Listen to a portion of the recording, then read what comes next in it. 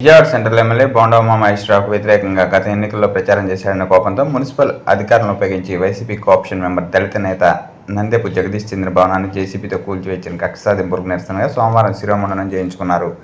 ఈ సందర్భంగా జగదీష్ మాట్లాడుతూ గతంలో తాను తెలుగుదేశం పార్టీలో ఉన్నప్పుడు ఈ భవనం అప్పుడు ఎమ్మెల్యే బోండా ఉమ ప్రారంభించారని, తాను ఎన్నికల్లో వైసీపీ తరఫున ప్రచారం చేశానని, అసూయతో అధికార మతంతో తన భవనాలను కుప్పకూల్చారని అన్నారు. దీనిపై సీఎం చంద్రబాబుకు స్పందనలో ఫిర్యాదు చేస్తానని, దళిత వైసీపీ నాయకుడిగా ఉండటం నేను చేసిన తప్ప అని ప్రశ్నించారు. బోండా మాకు అధికారం తోడవడంతో ఇటువంటి అన్యాయాలు ముందు రోజుల్లో ఇంకా పెరిగే అవకాశం ఉందని, నేను మాజీ కార్పొరేటర్ కోఆప్షన్ మెంబర్, నాకు న్యాయం జరగకపోతే నా కుటుంబ సభ్యులకు శిరోమండనం చేసుకుని నిరసనగా తీవ్రం చేస్తానని, నాకు జరిగిన అన్యాయం ఇంకెవరికి జరగకూడదని జగదీష్ అన్నారు. నాకు 5:30కి నోటీస్ ఇచ్చారండి. 5:30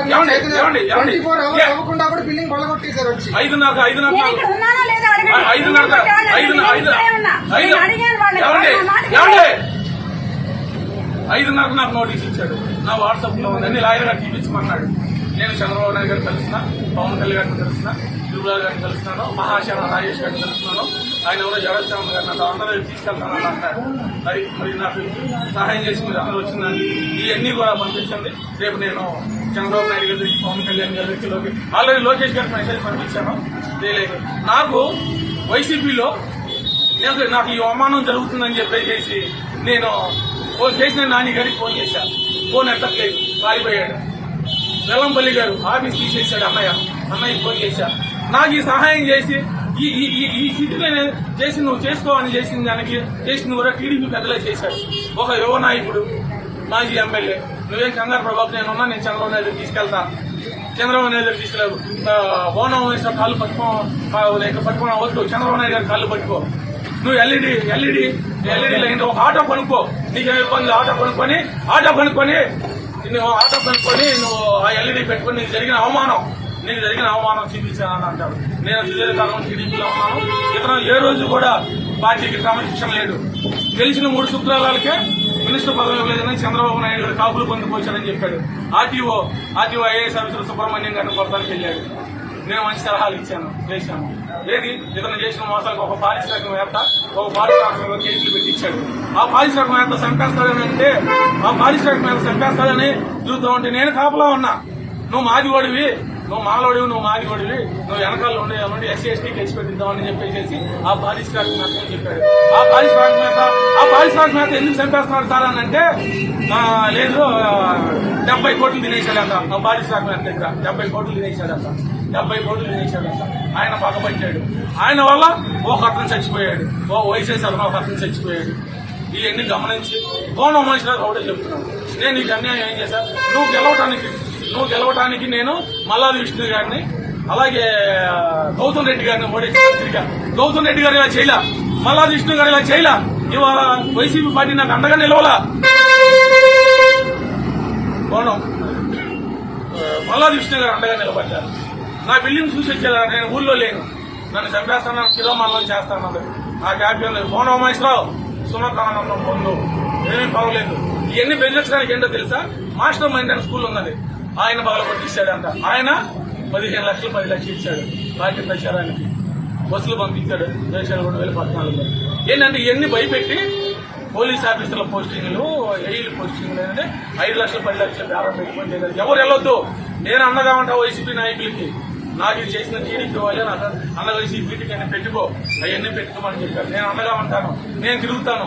ఈ సెంట్రల్ నియోజకవర్గాలు 21 డివిజన్లలో నాకు జరిగిన అన్యాయం పగలగొట్టింది. నా డాక్యుమెంట్స్ చూపిస్తానండి.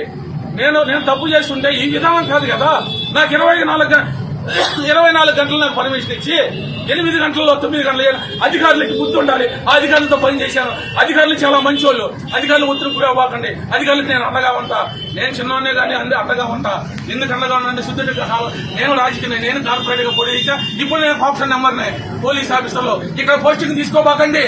వీడి దగ్గర ఇది మాకు వీడు అవమానపరుస్తాడు. జగన్మోహన్ రావు గారు అని చెప్పేసి ఒక సీఏ గారు ఆత్మహత్య చేసుకున్నాడు 2014లో. అతను యాంటీగా ఏం చేయలే. 2014 నేను బోండా ఉమామహేశ్వరరావు ఆ సీఏ గారు ఏం చేశాడంటే లాండ్ ఆర్డర్ ని పర్యవేక్షిస్తే ఆ సీఏ గారిని పిలిపించేసి ఇంటి దగ్గర కూర్చోబెట్టి చేసి ఆ సీఏ గారిని జగన్మోహన్ రావు గారు ఆర్థిక పరిస్థితులు కొద్దిగా ఆనెస్ట్ కొద్దిగా ఏంటంటే అదొక డిఫరెంట్. భార్య పిల్లల ఫీజులు కట్టలేక అవమానం పడలేక ఆయన చెప్పేసి ఆయన చనిపోయాడు. నేను చనిపోదాం అనుకున్నా, నన్ను చనిపోవద్దు అంటాడు. హైకోర్టు మాజీ జడ్జి గారు నువ్వు చనిపోవద్దు, అన్ని నేను చేసి పెడతాను. కోనరామేశ్వర కళ్యాణ మండపం మీద కేసు పెట్టి కోనరామేశ్వర గారి మీద కమర్షియల్ బిల్డింగ్లు ఉన్నాయి.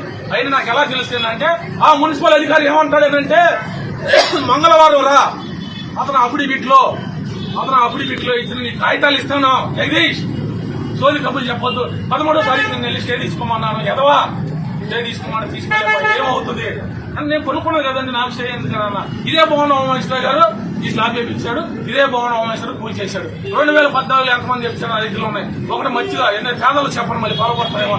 చందనా బ్రదర్స్ మీద 500 చేయించాడు. ఇది పెద్ద విషయం అయ్యింది. గవర్నమెంట్ చంద్రబాబు నాయుడు గారు కూడా ఎవరిని వదలడు, ఎందుకంటే మంచి మనిషి. చంద్రబాబు నాయుడు గారు అధికారంలో ఉన్నప్పుడే కోనరామేశ్వరం మీద ఎఫ్ఐఆర్ అయింది వదిన మీద. ఈ మాట చెప్పకూడదు, చెప్తున్నా. వదిన నాకు పిలిచి నాకు అంత అన్నం పెట్టేసి మీ అన్నయ్య మంచోడు కాదు, నువ్వు ఎందుకు ఇంటికి రావట్లేదు, అందుకని ఇవన్నీ కూడా మళ్ళీ ఇంకో రోజు నిన్న చెప్పినా కానీ మీరు ఇవన్నీ చెప్పినా మీరు క్రియేట్ చేయలేరు. ఒకటే మాట చెప్తున్నా, లాస్ట్లో పోలీస్ అధికారులు పిల్లలు చదివించుకోవడానికి వాళ్ళు డబ్బులు అక్కర్లా, ఏ ఆఫీసులో డబ్బులు తీసుకోడు, ఇస్తేనే తీసుకుంటారు. ఎమ్మెల్యే చెప్పారన్నా కానీ వాళ్ళు కేసు కట్టరు. ఎప్పుడు కడతారంటే ముఖ్యమంత్రులు ఎవరైనా జరుగుతుంది. నేను సుదీర్ఘ కాలంలో పోలీసులతో నేను తిరిగాను, ఎవరు అడమకనే పోలీసులతో నేను తిరిగాను.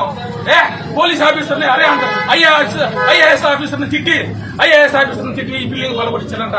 ఏరా బోండా ఉమేశ్వరం నీ పిల్లలు నాశనం అయిపోతారు, నా ఆవిడ బ్రాహ్మణుని చెప్పేస్తుంది.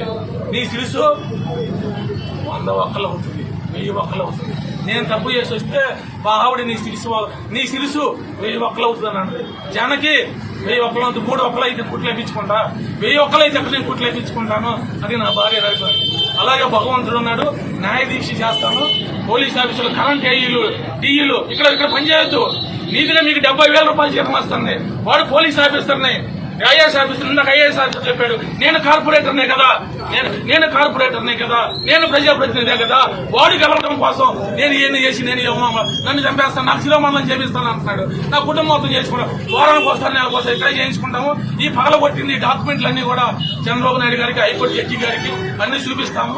ఏమండి జనాలు ఉన్నారు, ఐఎఫ్ఎల్ బ్యాంకులు ఉన్నారు, ఇవన్నీ చేస్తారా? ఎన్ని చేసి పగలబడిస్తారా?